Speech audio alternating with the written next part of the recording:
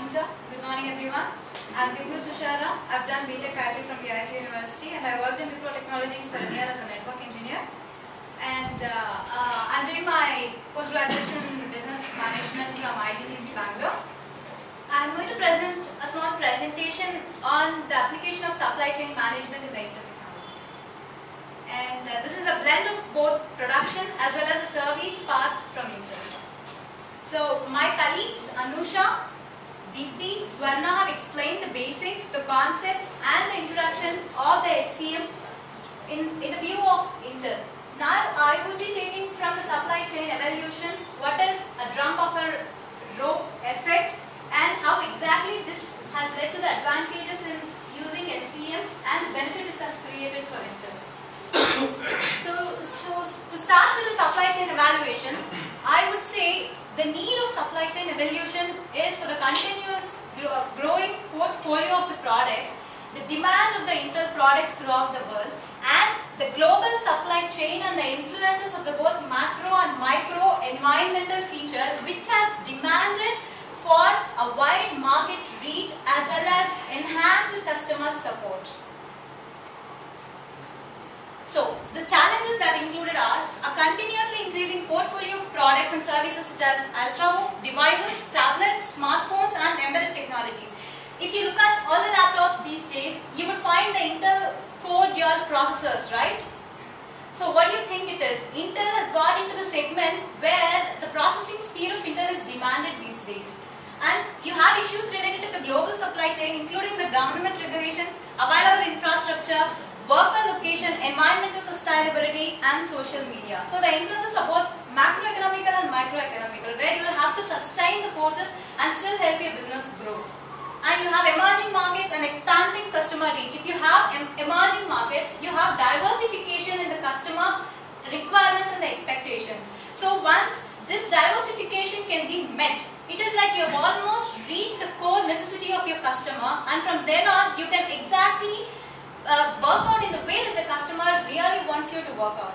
So is that clear why we have to go for a supply chain evaluation? If you look at this, Intel follows a supply chain leadership vision with internal alignment, the breakdown of functional silos. Can any one of you tell what a functional silo is? What are functional silos? Why do we have to break down the functional silos? So that everybody can have multiple skills. Actually, what is a functional silo?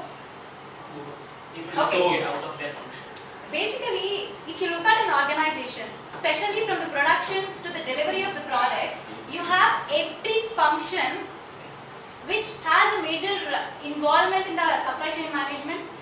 Imagine if every function acts in its own way without a proper correlation between each functions. Do you think there will be a successful flow in the supply chain? No, right? There has to be a very strong collaborative correlation between every function involved. Then you will have to break down the functional silos because the functional silos demands each function to work independently and not correlate with each other functions. Understandable? So you will have to break down the functional silos, and the first and most important thing for them in the internal alignment is to break down the functional silos, improve efficiency and effectiveness. How would you do that?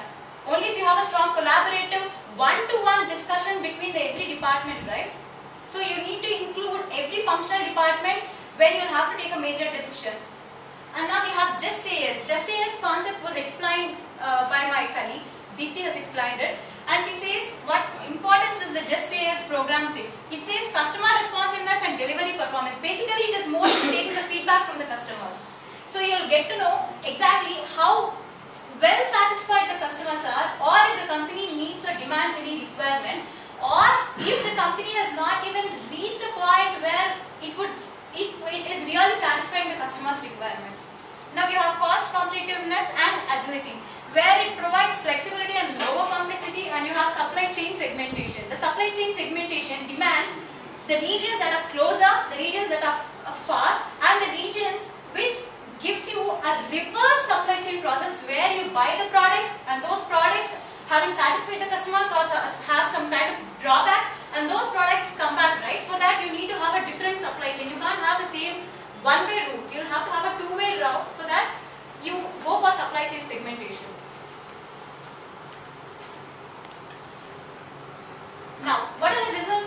the evaluation or revolution that you have with the supply chain.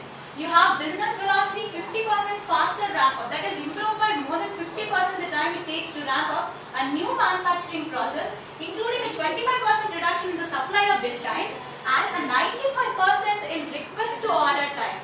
So it means the moment you get the order, you take zero processing time, zero production time, zero request handling time and zero customer waiting time. So it is instantaneous. Your customers are not made to wait. And you have business responsiveness, 50% faster order to delivery. It says 50% order to delivery time through the use of PMI hubs. Those are the special hubs which will help you connect with your customers or your distributors or your suppliers or even every individual source or entity that your company gets related to. And you have 300% faster response to customers. Anusha, when she started the presentation, she quoted that there is 3x times faster production and customer attention here. So that says 3x times, that is 3 times faster response to customers' orders and change requests through an integrated enterprise resource planning. ERP planning was also explained by Swarna in the introductory part. And then we have business efficiency. This is what ultimately matters, because at the end your business has to satisfy the shareholders. You will have to give them profits. And then for that you have 32% inventory reduction. The capital that you invest in the management of inventory is also reduced. So 32% reduction in inventory through automation and vendor managed inventory hubs, that is VMI. And now you have 16 to 25% productivity increase. 21% increase in the number of CPU units produced per head count and 16% increase in CPU units produced per capital dollar spent. Because if you look at Intel, it's based out of US, and then you'll have to get the amount in the terms of a dollar, right? So in such a way it calculates in the production per capital dollar spent. Now, what are the models of SCM that Intel uses? Intel uses a push model, pull model and a hybrid model. What is a push, pull and hybrid model? Basically, the supply chain is based upon a model which demands the development of products and stocking them as an inventory once the customer has given an order. But the push model says the company forecasts the demand basically through its distribution channels and then develops a product, keeps it ready, and according to the customer's demand, it provides the products to the distribution channels. You have pull model, which says the products are finished once the customer actually places the order. So the inventory is for the finished goods and not for the goods that has to be manufactured. And you have finally the hybrid model, which is a combination of both push and the pull model. Now, what are the benefits of pull models we have? We have increased responsiveness because you cater the customer segment based upon the requirement either for the push based or the pull based. The ultimate thing is to cater the demand of your customer, give the value to the customer. So the responsiveness has increased with the usage of the pull model. And you have reduced inventory and product obsolescence in new and changing markets that require higher stock keeping units. SKUs stand for stock keeping units. Now you have varying levels of customer responses. In the future, the goal is for the entire supply chain to have the ability to dynamically select the right push, pull or hybrid model based on the product type and the product life cycle. So, in case your product is in the stages of maturity, then your the company has to come up with an idea or a concept or a SCM module which would not make the company fall from the current state, rather provide it in a different route altogether to serve the customers. Now, if you look at the SCM methodology or SCM structure of Intel, I'll read out because the font is a little small from this. It says supplier management. If you remember sir teaching us, we have suppliers and the customers, and you'll have to create a correlation between all of these people involved for the business, right? Now you have supplier management.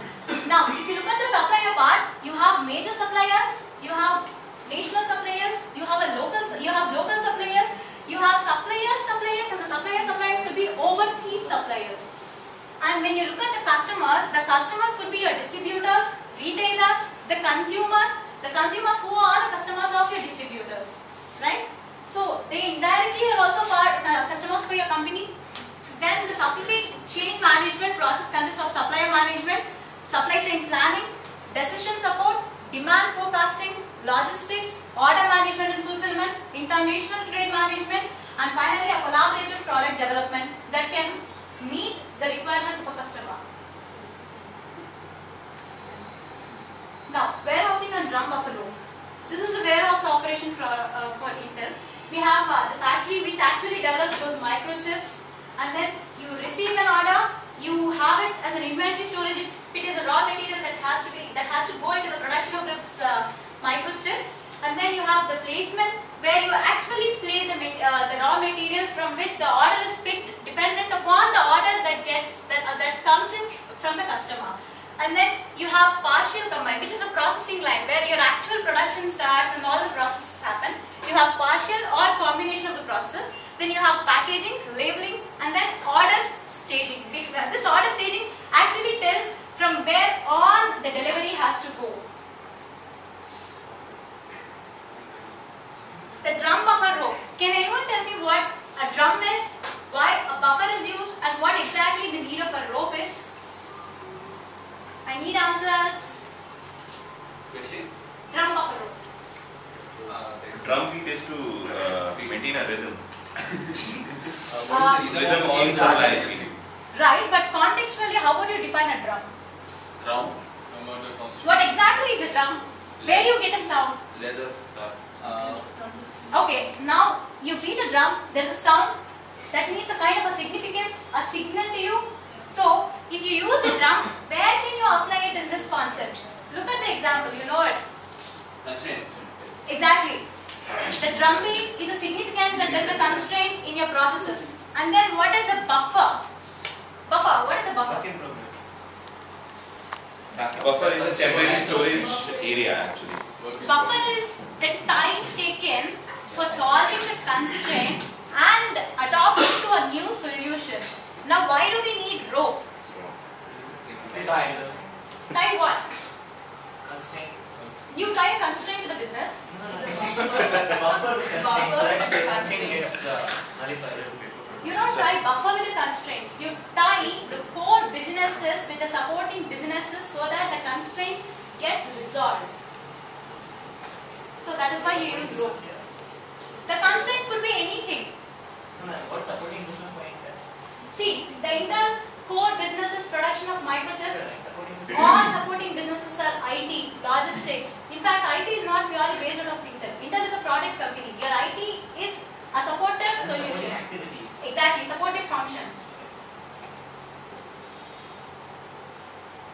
Now, what are the advantages of using a drum buffer rope concept? Before using the concept, the operation metrics were not directly affected by daily activity. Large unexplainable difference in the cycle time from site to site and difficult order prioritization. Each operation or station was focused only on their processes. But again, after using the drum buffer rope effect, what advantages did Intel get to see?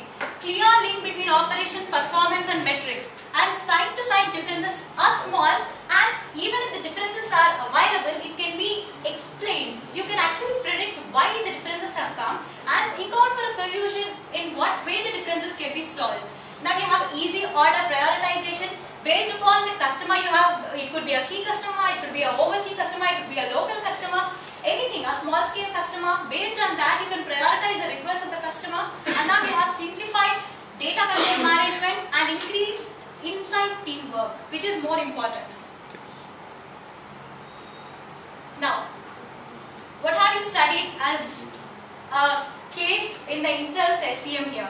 We've studied the re-engineering business processes and deliver more efficient information systems, and the support of SCM can actually enhance your planning, demand forecasting, production planning, order fulfillment and warehouse logistics. Well, this is one small information which was not part of our case study, but I would like to share with you. We have a company called Mobilistic Innovative Business Solutions Private Limited. Can anyone of you tell what this company is about? Mobilistic Innovative Business Solutions Private Limited. Has anyone heard of it?